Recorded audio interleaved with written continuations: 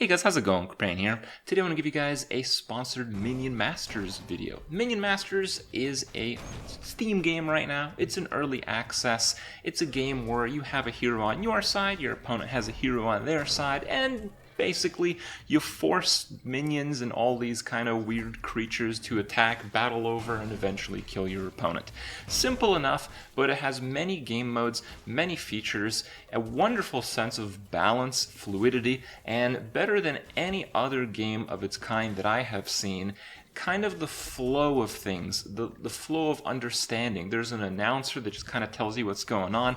There's a bit of humor from that in the background. It just kind of hits all the right notes, and a lot of people who've played this game have just fallen in love with it. It is a game on Steam. Again, it costs $5 or so depending on your region, but for a limited time you can get it for free if you use my referral link, and you have to be subscribed to me on YouTube, which, well, you're here, so you should probably be that already. So, they're not asking you to do anything else.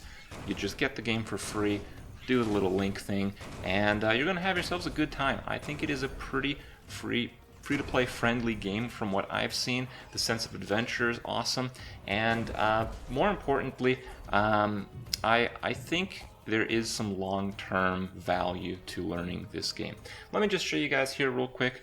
So there's a few components that go into every match. There's the hero. So the hero that you start with is Stormbringer. He's an archer, and actually I think he is easily the best hero that I have seen and tried. Now on the leaderboards there's only like 2 or 3 Stormbringers in the top 20 to 25, so maybe it's not like the best hero in the game at the top level of play, but it's competitive, and I wouldn't play any other hero with my level of experience. So yes, the other heroes will take you some time to get. You will have to certainly grind those out quite slowly, but the starting point is very good, and I think the Stormbringer has the more open type of gameplay. So a lot of these other heroes, they're pretty restrictive, like, for instance, King Puff. You really have to know how to play the game. You have to use specific units to take advantage of his powers, and the powers in question are ones that unlock as the game progresses, as your character gains experience. And you gain experience just by playing and killing things, but also by controlling the bridges, the territory between the two heroes. And generally you're playing cards to do that.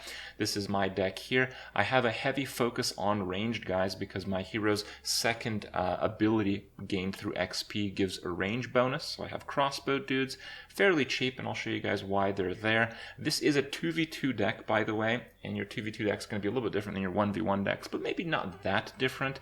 I use Annihilators. Probably I wouldn't have 2 of if I was playing 1v1, but it's still a very good unit.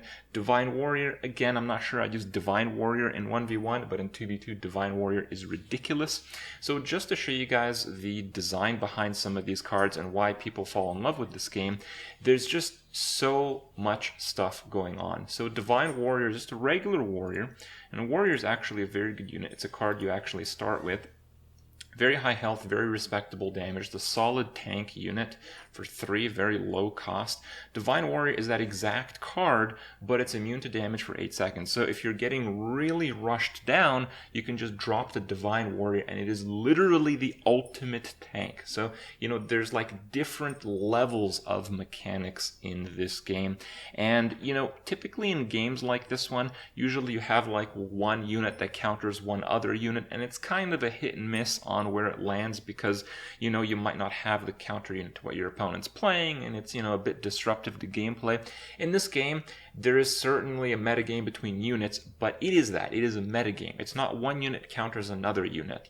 Divine Warrior, there are a few other cards kind of like Divine Warrior. Divine Warrior is probably the best of its kind. They just really hold off the push, but other cards like Wall do the same thing. And this type of card counters a lot of the multiple big minion rush cards all at the same time. So, you have this flow of, certain groups of units counter certain other groups of units, which makes it so kind of every deck versus every other deck is going to have a back and forth gameplay. Plasma Marines are probably one of the most core units if you're playing Stormbringer. They're just one of the most solid units in the game. They're a pretty early game unit, and when their range goes up, their effectiveness increases considerably. The larger units and the higher cost units are much stronger than the lower cost units, but yeah, it can take some time to get them. In terms of acquisition, in the shop, you can get power tokens, and power tokens give you one random card of a random rarity.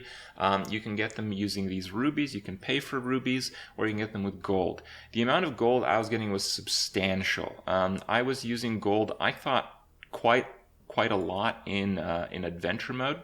And I'll show you guys what that is here, expedition mode.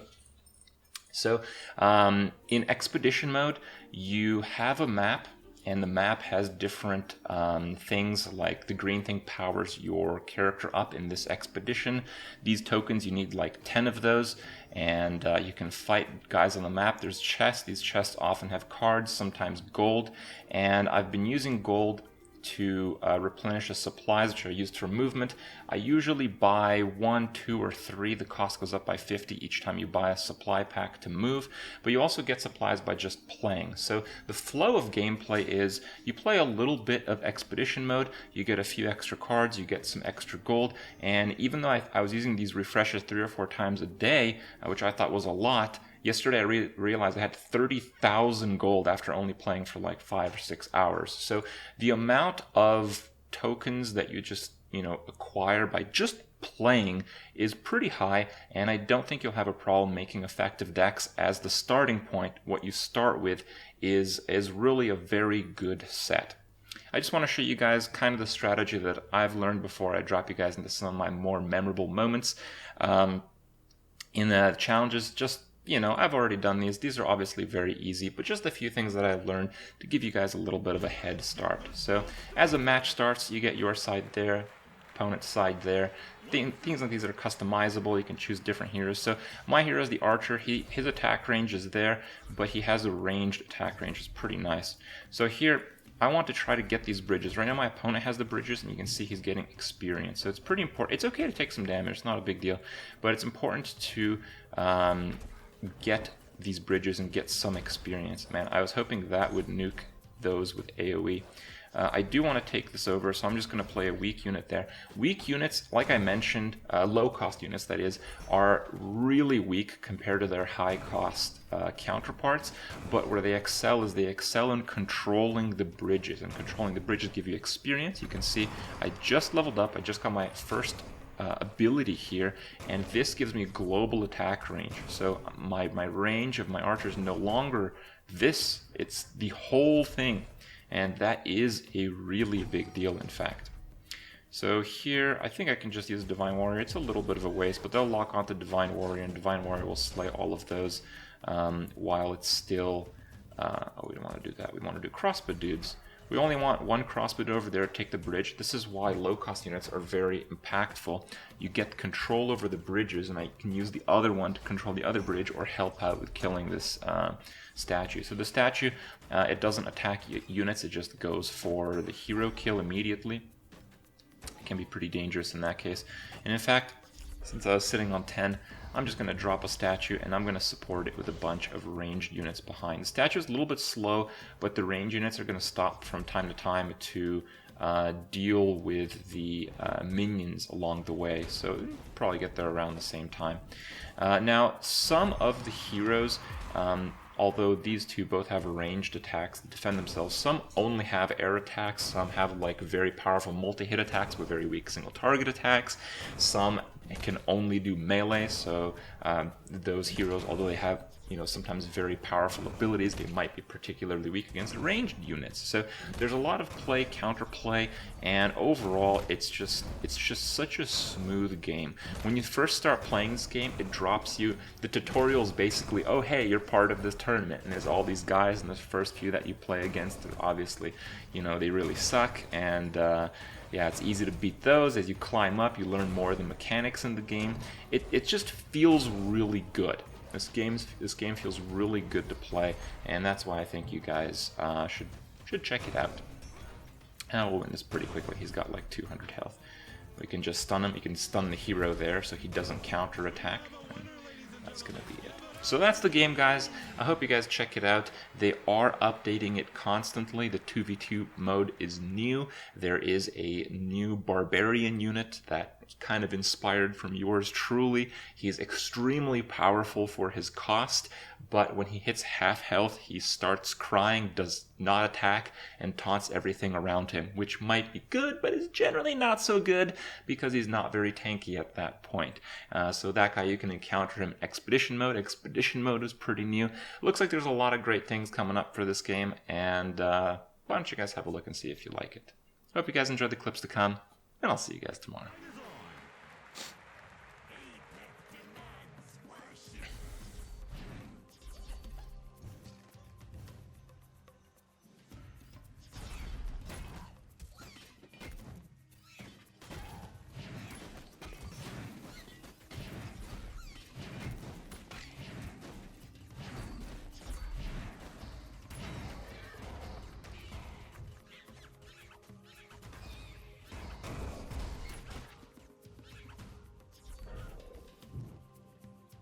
Okay.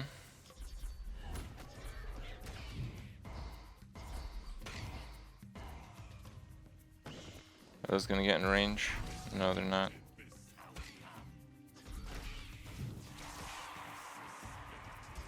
Alright, so as bad as it might be, I'm gonna try to play Demon Warrior every single time I see it.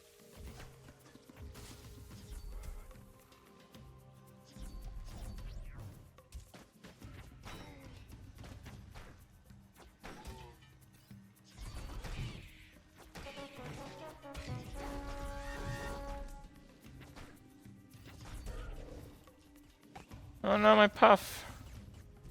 Alright, so we should probably hold this off, huh?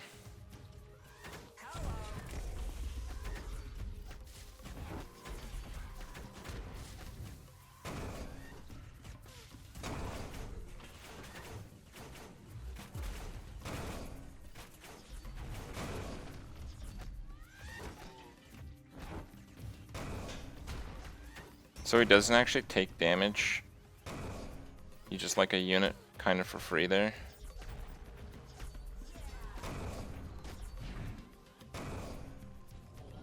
Dude, that Annihilator looks ridiculous with a little bit of backup.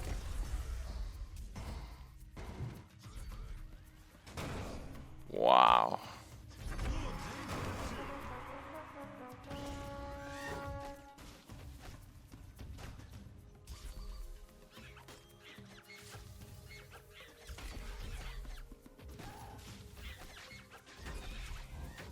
Nuke him.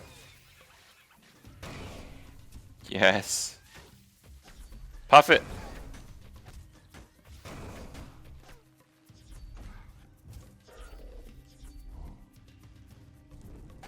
No, not my puff.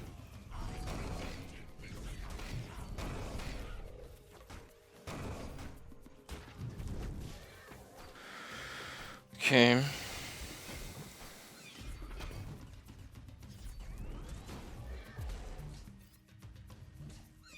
Demon Warrior's up.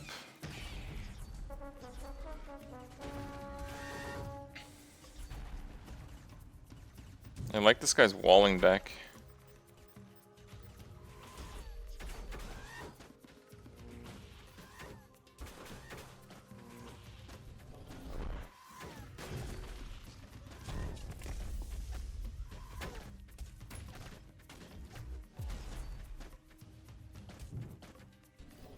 Alright, well that lived, so it's fine.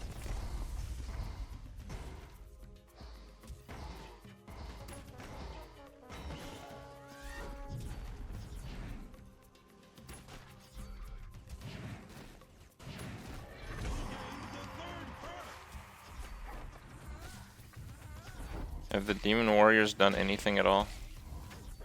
We're on perk 3, the game's almost over. I don't believe they've done shit.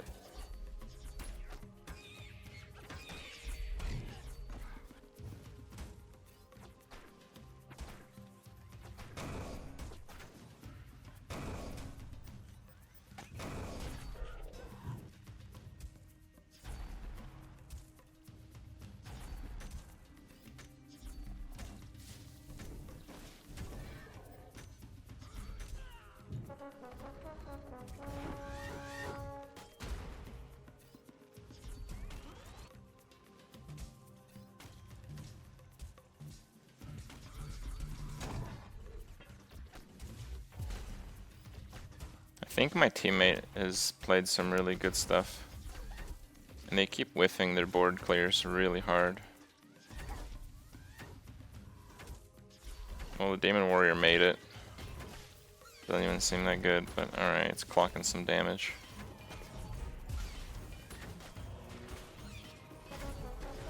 I guess it's probably gonna win the game. Are they invincible or something? What is that? That's interesting. I thought we were gonna have it right there.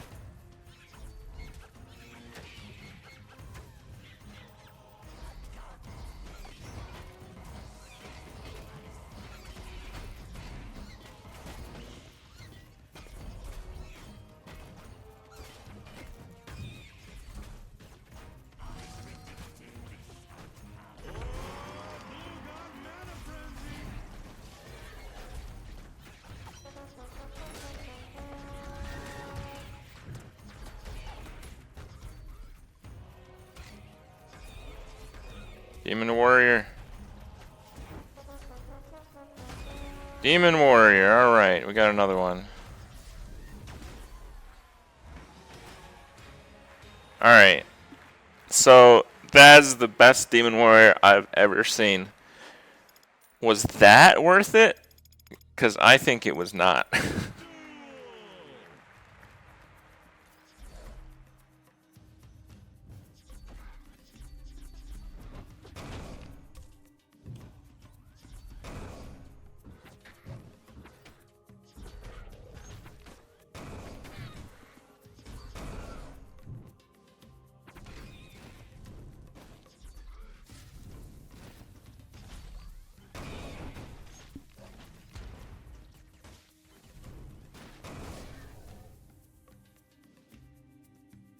Let's save up here.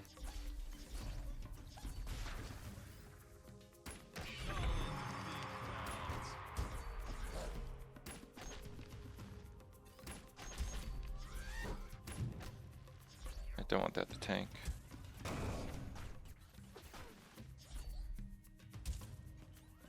They're playing a lot of small stuff. Just doesn't work against Annihilators.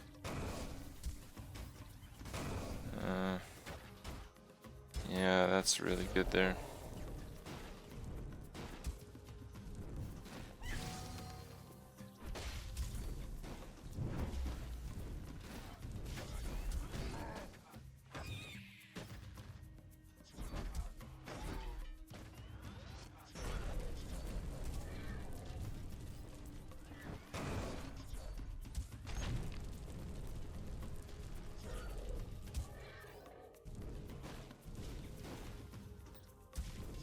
I need that XP.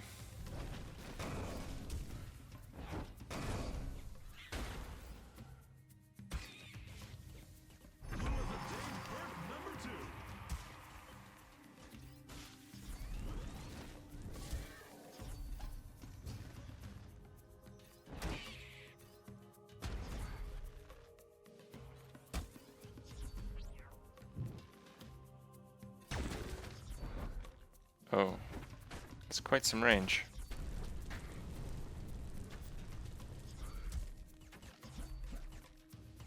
Yeah, that's not gonna work there. Oh, maybe it will work there.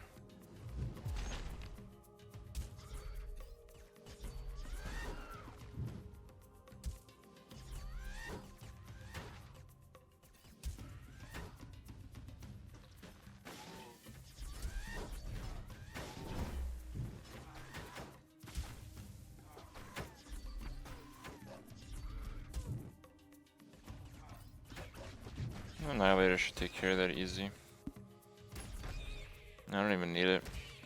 He's got snipers and we're both archers.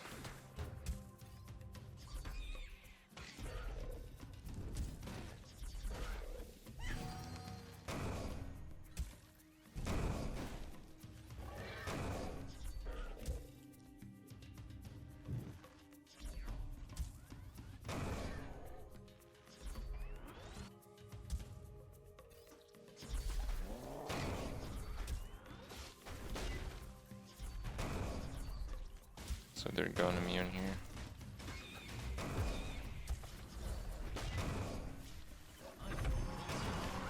A shock rock saved him.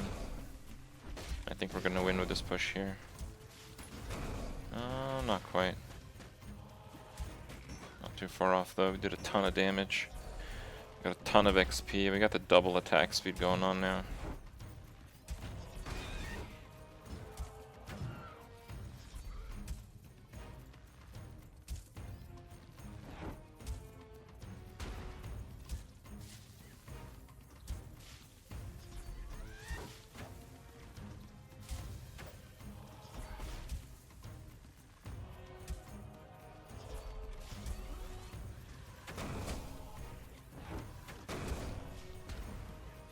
Those annihilators are so good in this game mode.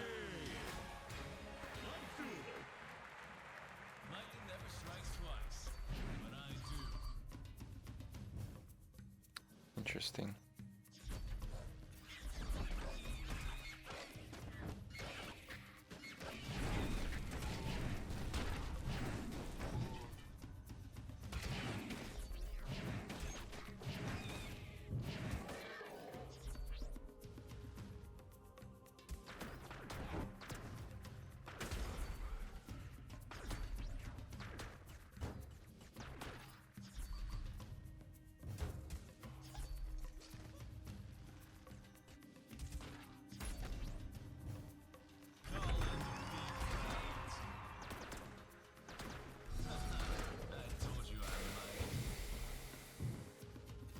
Okay, so he spawned the big thing. This thing has lifesteal, so it's pretty hard to get rid of that. I might need it to lock. And then I just savage from behind. Oh, let's try this. Oh, that's gonna rip now.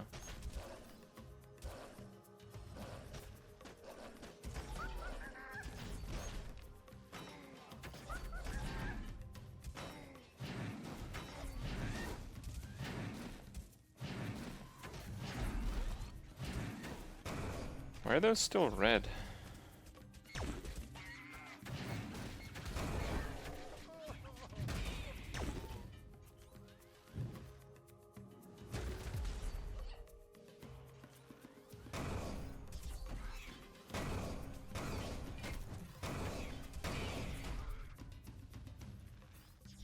Oh, that's kind of bad.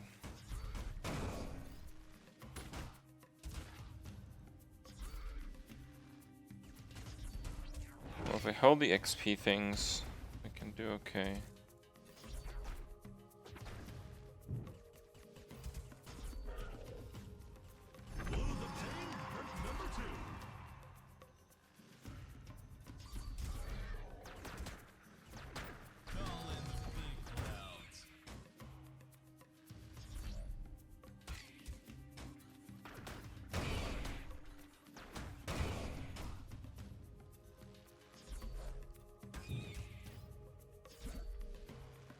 I mean, I can kind of see the idea.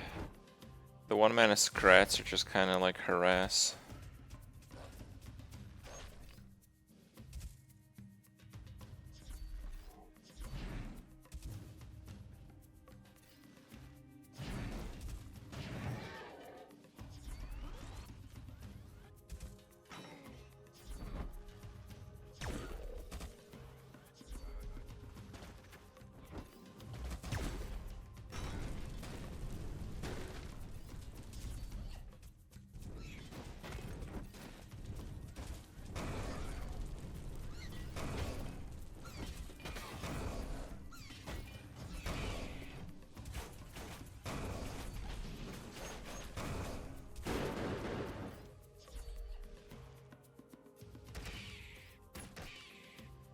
Can't find a spot for the sensitive savage, man.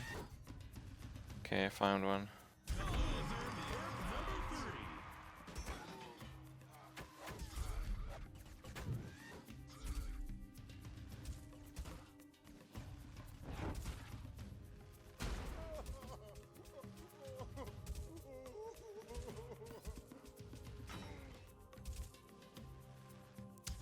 Not particularly useful.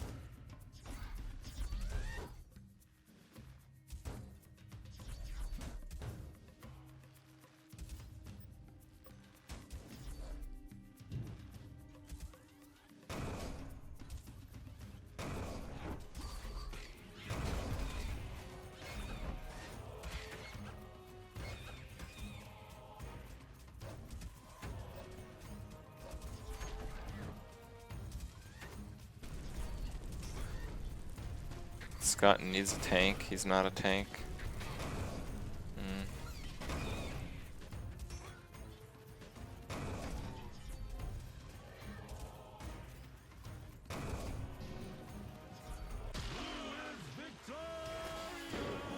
Okay. Alright. We tried a game with Scott. We are now going to replace Scott.